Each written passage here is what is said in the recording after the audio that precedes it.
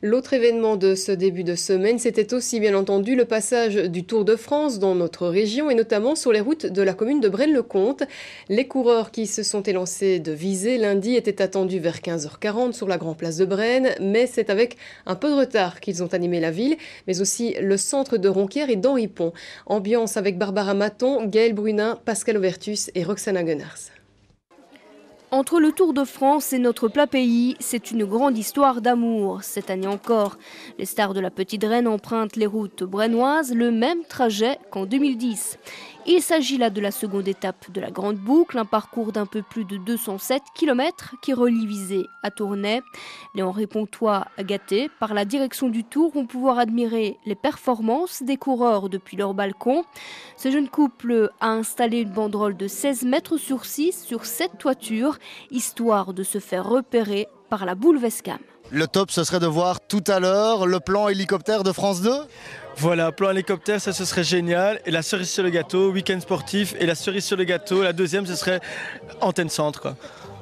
Ça c'est fait. Voilà, ça c'est bon, alors Paris réussi. À présent, c'est ici que ça se passe, sur la route du Tour. La caravane publicitaire livre un spectacle festif. Bonbons, saucissons, porte-clés, casquettes, pluie d'eau minérale. Ce défilé haut en couleur gâte petits et grands. On a eu ça, ça, et ça, et ça. La casquette. Ça, et puis ça, et ça. Je regarde chaque année via la télé, mais comme ici, pas juste à côté de chez nous, autant en profiter. Les impressions sont bonnes?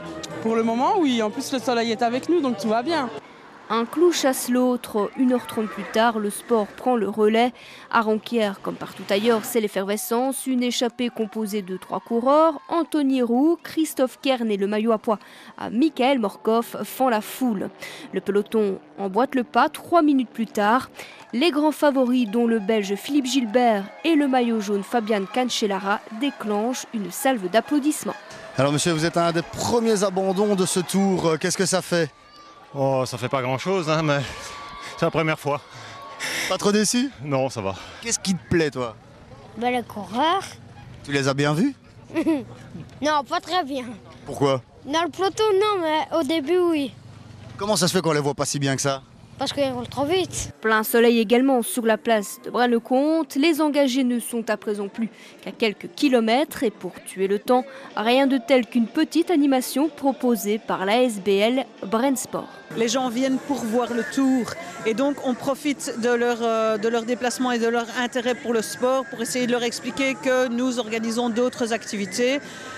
Mais en général, c'est vrai que le public à Braine-le-Comte répond quand même assez bien présent au niveau du sport. Depuis quelques années, on sent vraiment un engouement. Donc ici, le but est surtout de leur donner les dates des différentes activités.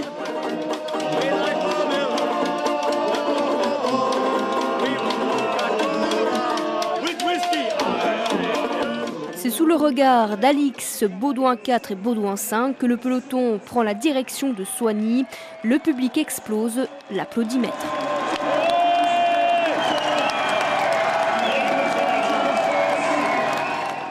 La ville de Braine-le-Comte s'est portée candidate pour devenir ville-étape. Le dossier doit à présent être examiné.